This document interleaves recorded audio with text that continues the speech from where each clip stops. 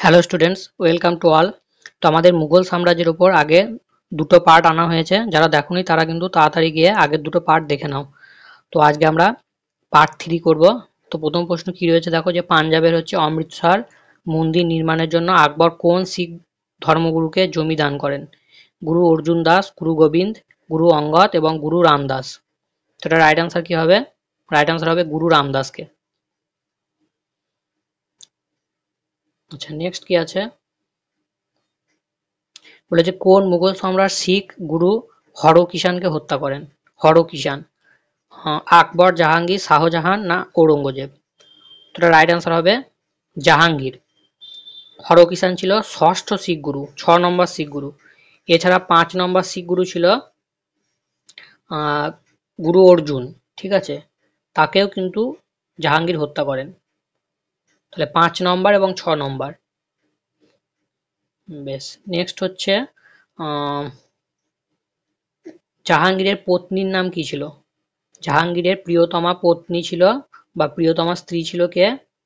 তার নামটা খুব ইম্পর্টেন্ট আছে, সেটা হচ্ছে নূরজাহান।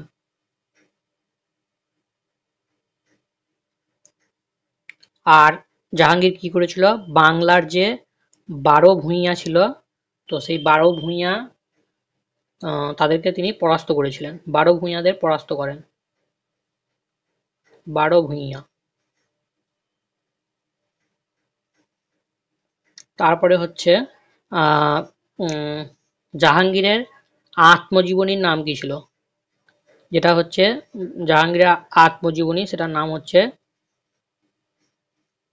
তুজুকি জাহাঙ্গীরি।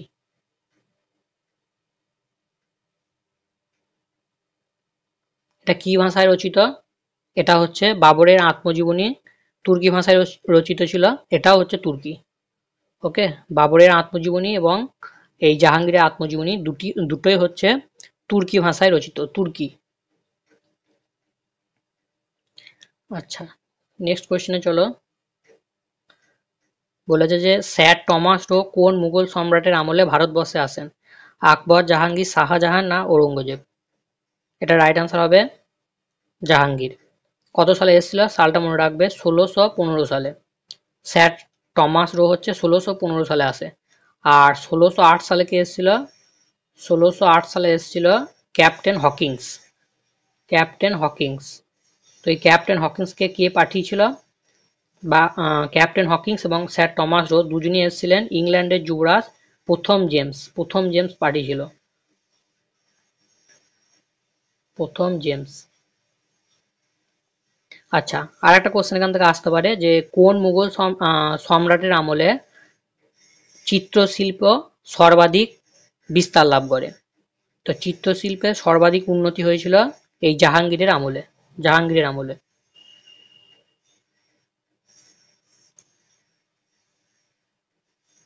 নেক্সট বলেছে, কোন মুঘল সম্রাট হুগলি থেকে পর্তুগিজদের অপসারণ করেন? আকবর, জাহাঙ্গীর, শাহজাহান না ঔরঙ্গজেব? তাহলে রাইট আনসার হবে শাহজাহান। ঠিক আছে, তিনি বাংলার তখনকার দিনে শাসনকর্তা ছিলেন কাসিম খাঁ। ঠিক আছে, তো সেই কাসিম খাঁকে আদেশ দেন এবং তিনি বাংলা এই হুগলি থেকে পর্তুগিজদের অপসারণ করেন। তাহলে নামটা মনে রাখবে, কাসিম খাঁ। আচ্ছা, নেক্সট কোয়েশ্চেন। বলেছে জাহাঙ্গীরের আসল নাম কি ছিল? ওমর খান, সেলিম, ফরিদ খাঁ এবং খুররাম? রাইট আনসার হচ্ছে সেলিম। খুররাম হচ্ছে শাহজাহানের আসল নাম, শাহজাহান।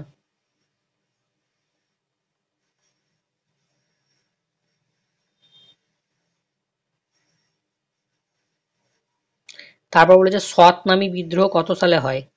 1666, 1668, 1670 এবং 1672। খুব ইম্পর্টেন্ট একটা কোয়েশ্চেন। তো এটা হচ্ছে 1672 সালে হয়েছিল। সতনামী বিদ্রোহের নেতা কে ছিল? গরিব দাস হাডা। গরিব দাস হাডা। গরিব দাস হাডা ছিল নেতা। তো সতনামী বিদ্রোহ কোন মুঘল সম্রাট, তখন মুঘল সম্রাট কে ছিল? কার সময় হয়েছিল এটা? এটা হয়েছিল ঔরঙ্গজেবের সময়। নেক্সট বলেছে কোন মুঘল সম্রাট আকবরের বন্ধ করা জিজিয়া কর হচ্ছে পুনরায় চালু করেন? তো আগের ক্লাস আমরা করিয়েছি যে আকবর হচ্ছে জিজিয়া কর তুলে দিয়েছিলেন, জিজিয়া এবং তীর্থকর, কিন্তু পরবর্তীকালে কোন সম্রাট এসে আবার এটা চালু করেন? সেটা হচ্ছে ঔরঙ্গজেব। এছাড়া আকবর যে ঝাড়কা প্রথা চালু করেছিল, ঝাড়কা প্রথা, সেই প্রথাটাও কিন্তু ঔরঙ্গজেব এসে বন্ধ করে দেন।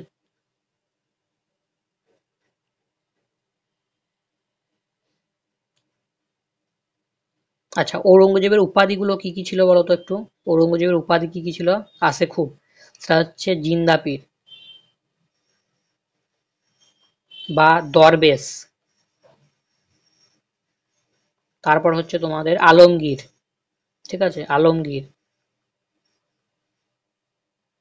তারপরে হচ্ছে গাজী, গাজী এটাও ছিল ঔরঙ্গজেবের উপাধি। তো আর একটা আছে যে গাজী কথার অর্থ কি? গাজী কথার অর্থ হচ্ছে ধর্মযোদ্ধা, ধর্মযোদ্ধা। তাহলে প্রত্যেকটা উপাধি মনে রাখবে। আচ্ছা, নেক্সট প্রশ্ন বলে যে নবম শিখ গুরু তেগ বাহাদুরকে কে হত্যা করেন? আকবর, জাহাঙ্গীর, শাহজাহান না ঔরঙ্গজেব? এটা রাইট আনসার হবে ঔরঙ্গজেব। খুব ইম্পর্টেন্ট, এটা আসে প্রায়, মনে রাখবে। গুরু তেগ বাহাদুর নবম শিখ গুরু ছিল কিন্তু।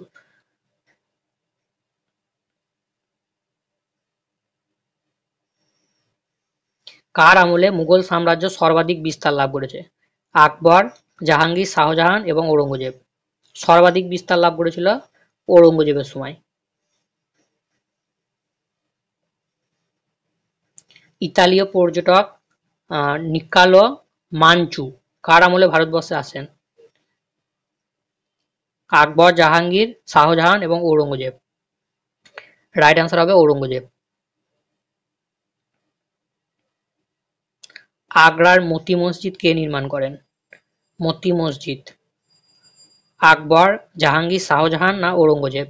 এই মতি মসজিদকে ইংলিশে বলে পার্ল মক্স। তো এটা কে নির্মাণ করেছিলেন? এটা নির্মাণ করেছিলেন Shahjahan.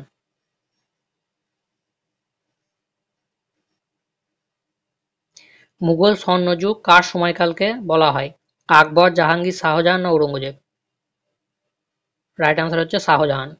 Golden age of Mughal empire, এটা বলা হচ্ছে শাহজাহানকে।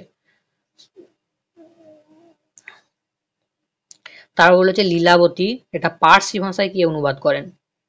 জিয়াউদ্দিন বারনী, আমির খসরু, ফৈজি এবং আবুল ফজল? রাইট আনসার হচ্ছে ফৈজি।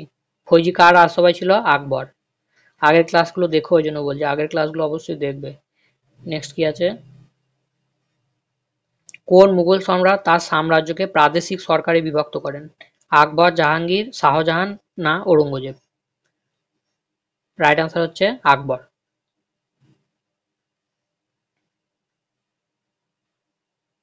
তারপরে বলছে বানজারা, বানজারা বা এটা বানিয়াও বলে, ঠিক আছে, বানজারা কিংবা বানিয়া, এরা কি ধরনের জাতি? সৈনিক, ব্যবসায়ী, কৃষক না তাঁতি? তো এরা হচ্ছে এক ধরনের যাযাবর ব্যবসায়িক, যাযাবর ব্যবসায়িক। রাইট আনসার হচ্ছে অপশন বি।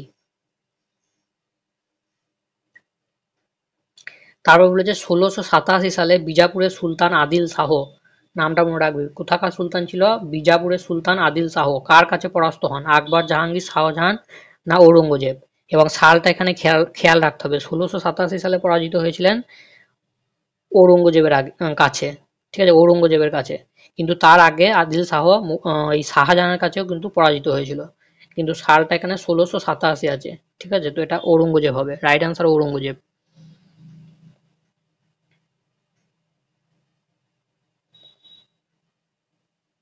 তারপর বলেছে ঔরঙ্গজেবের দাক্ষিণাত্যের অভিযান কবে শুরু হয়? ১৬৮১, ১৬৮৫, ১৬৮৮ এবং ১৬৯০। তো ঔরঙ্গজেবের এই যে দাক্ষিণাত্যের অভিযান, এটা পরবর্তীকালে এখান থেকেই ঔরঙ্গজেবের দাক্ষিণাত্যের ক্ষত হয়েছিল, যার জন্য ঔরঙ্গজেবের হচ্ছে পতনের একটা অন্যতম কারণ, ঠিক আছে, তো এটার রাইট আনসার হবে ১৬৮১ সাল।